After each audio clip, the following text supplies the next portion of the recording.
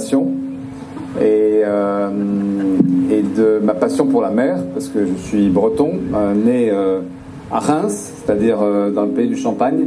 Mais ça, c'est pas le problème. Le problème, c'est que c'était loin de la mer. Et donc, toute mon enfance était consacrée à rêver toute l'année de ce moment où je retrouvais la mer, les vacances. Et ici, évidemment, je l'ai rencontré. Donc là s'arrête la confession. Et maintenant, peut-être vous parler de pourquoi cet objet-là et pourquoi c'est important. Pourtant, c'est important pour nous, nous tous, des deux côtés des deux rives de la Méditerranée. D'abord parce que, passionné d'histoire et de géographie, l'histoire et la géographie disent tout de la Tunisie. Et Neji Jaloul, qui va faire très court ce soir, très court. Il a d'ailleurs tout dit maintenant, est pour moi un maître, parce qu'il m'a parlé de cette histoire, mais qui est une évidence, cette histoire de l'Antiquité, évidemment, qui a fait de la Tunisie, ça ne s'appelait pas comme ça à l'époque, le plus grand peuple de la mer. Vous étiez, et vous êtes encore, hein, messieurs, le plus grand, parce que cette histoire, vous l'avez fondée. Et il ne faut pas l'oublier, son histoire. C'est la première chose. La seconde chose, c'est qu'il n'est qu'à regarder la géographie et de voir que la Tunisie, dans le fond, c'est pas uniquement un littoral, mais c'est beaucoup un littoral. Et quand Mohamed disait 8 millions de personnes qui vivent sur ce littoral, en fait, ça nous dit tout la globalisation, c'est que cette globalisation, c'est une littoralisation. Partout dans le monde, les gens se rapprochent des côtes. C'est comme ça. C'est pas bien ni pas bien, c'est comme ça. Et 8 millions de personnes, en effet, qui vont rencontrer 8 millions d'étrangers, pour la plupart, de touristes, c'est une rencontre qui doit s'organiser. Cette rencontre, évidemment, partout dans le monde, elle s'organise plus ou moins bien.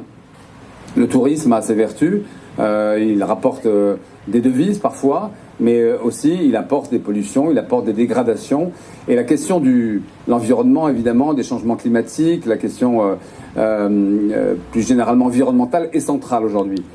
Je l'ai un peu découvert, je pense que certains d'entre vous sont nés avec cette conscience environnementale, mais aujourd'hui c'est vrai qu'elle est omniprésente, elle est omniprésente partout sur la planète, et on a tous l'obligation, en étant humain, en tout cas c'est ce dont on a voulu témoigner, de construire à la fois des systèmes qui permettent à des hommes et des femmes de vivre et de bien vivre, et de vivre de la terre, de la mer, des produits de la mer, du littoral, ça s'appelle l'économie bleue, et en même temps de penser aux générations futures, à celles qui vont, dans les années à venir, pouvoir ou ne pas pouvoir profiter de ces bienfaits.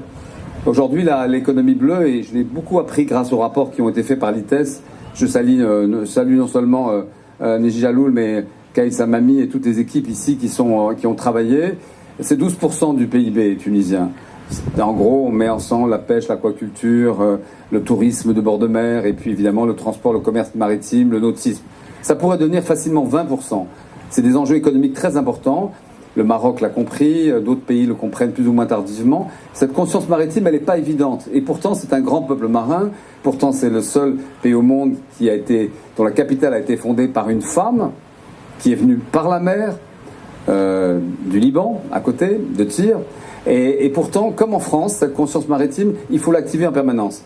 Je préside depuis 5 ans le musée national de la marine. Et c'est cette conscience qu'on essaie de vivre en France, qui est pourtant un grand pays maritime, c'est le deuxième espace maritime au monde, et pourtant nous sommes un pays terrien. Voilà, on pense à la terre. Et aujourd'hui, l'enjeu maritime est un enjeu essentiel pour le commerce maritime, évidemment, puisque la globalisation, en plus d'être une littoralisation, c'est aussi une maritimisation. 95% du commerce maritime passe par les océans et par les mers. Et il y a des enjeux très importants, évidemment, dans le domaine économique pour la Tunisie. Alors, nous, Français, mais nous, Européens aussi, puisque l'Union européenne participe beaucoup à ce projet, mais aussi nous, Nations Unies, puisque la FAO est un des partenaires. Vous aurez l'occasion de les rencontrer tout à l'heure à 19h, quand la saison bleue sera ouverte. Nous pensons qu'il est de notre devoir d'accompagner la Tunisie, donc son gouvernement, ses ministères, mais aussi ses think tanks, ceux qui réfléchissent à cette économie bleue, et de l'accompagner pour lui permettre d'en profiter. Et pour ce faire, il ne s'agissait pas uniquement de créer un événement parmi d'autres, il y en a tous les jours, mais de créer un label. Et ce label n'est pas un label, n'est pas une étiquette qu'on pose sur des rencontres. Ce label, pendant 4 mois, du 15 juin au 15 octobre, et je vais demander à Marine Allègre de m'apporter les objets qui ont décidé finalement que l'éponge de Kerkena serait l'emblème de cette saison bleue. Pendant 4 mois, du 15 juin au 15 octobre, nous avons voulu, à travers un emblème, cette éponge, celle-ci en l'occurrence, qui vient de Kerkena, qui est magnifique, qui pour moi est un objet d'art absolument extraordinaire. Sauf que ça n'est pas qu'un objet d'art, c'est toute l'histoire du monde. Ça fait, je crois, 600 millions d'années que les éponges existent.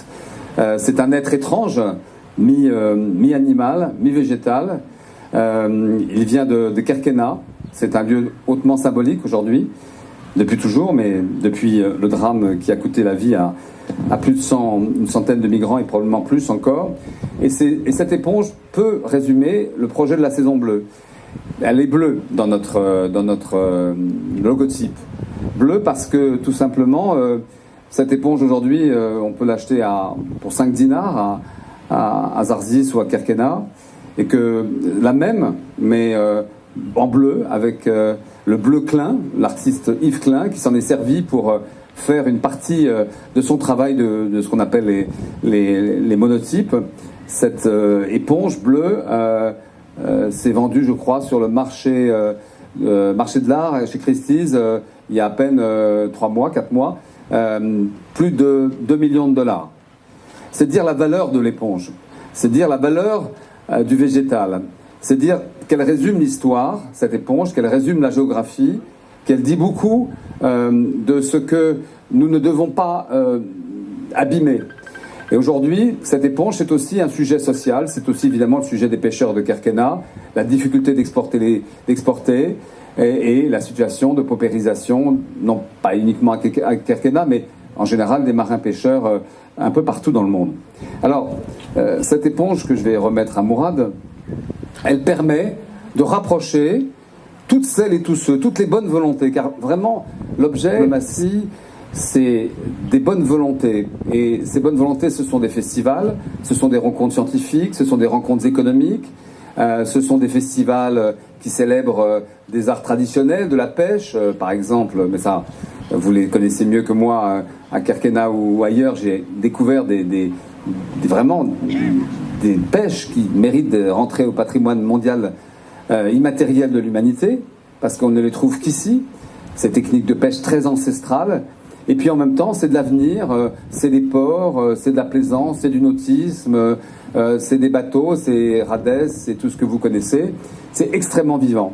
Et à travers ces 150 événements que vous allez pouvoir trouver dès maintenant sur le site, il doit y en avoir à peu près 140 qui sont labellisés, mais il y en aura 200 dans 15 jours, 3 semaines, de Tabarka à Zarzis, avec cette petite éponge bleue. Je vais demander peut-être à Harim de nous apporter l'emblème de cette saison, qui est celui qui sera remis à chacun des ambassadeurs ou des ambassadrices qui seront avec nous ce soir.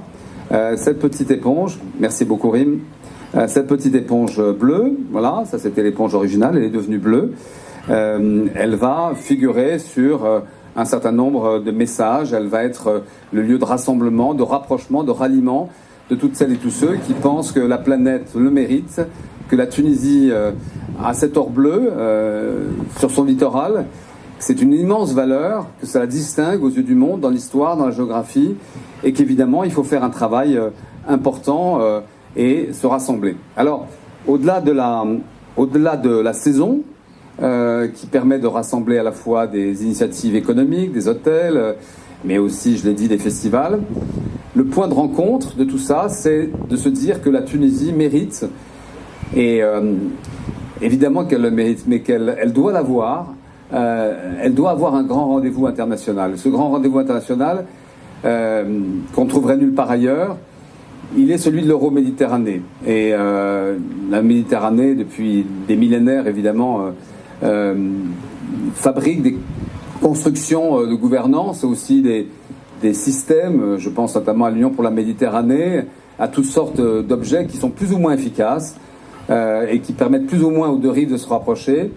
Et il nous a semblé important que ça soit en Tunisie, à Bizerte, lieu symbolique, le point le plus septentrional de l'Afrique, dans cette ville qui est très liée à la mer, évidemment, à travers tout ce que vous savez, qu'à Bizerte, tous les ans, grâce à l'ITES, grâce au gouverneur de Bizerte, grâce à tous ceux qui ont construit ce projet, tous les ans, il y ait ce rendez-vous qui permettra ces rencontres euro-méditerranéennes de l'environnement et de l'économie bleue, de réfléchir à ce que ça représente. Vous avez vu il y a encore quelques jours, on a vu toutes les actions qui ont été faites à l'occasion de la journée de l'océan ou d'autres journées de l'environnement sur la question des plastiques en Méditerranée, mais la question des hydrocarbures, des pollutions, et la Tunisie n'est pas la seule polluée à travers ces pollutions industrielles. Partout dans le monde, la mer est en danger. Et je peux en témoigner, je me souviens, mais Yvan doit s'en souvenir, des marées noires, en Bretagne. On a pleuré, on voyait non seulement ces oiseaux, ces cormorans mourir, mais on voyait des côtes entières par l'incurie, par le manque de responsabilité d'armateurs ou de grands groupes. Vous voyez ces côtes massacrées. Et il faut vraiment tout faire pour que ceci ne se passe pas. Et pour ça, il faut rapprocher tous les points de vue. Ceux des intellectuels, c'est pas un gros mot, intellectuels, ceux des artistes, ceux des journalistes, évidemment, qui documentent le monde, ceux des militants environnementaux, ceux des scientifiques, ceux des économistes, ceux des entreprises, évidemment, ceux des historiens, pour que cette mer soit réfléchie dans sa globalité. Et je suis très impressionné par le travail qui a été produit et qui va l'être à l'occasion de ce forum, puisque vous allez sortir à cette occasion-là une stratégie nationale maritime, enfin un projet, Neji nous en dira un mot, qui justement permettrait certainement de mettre ensemble tous ces éléments un peu composites et de les rassembler autour d'une vraie stratégie ambitieuse, d'une stratégie bleue.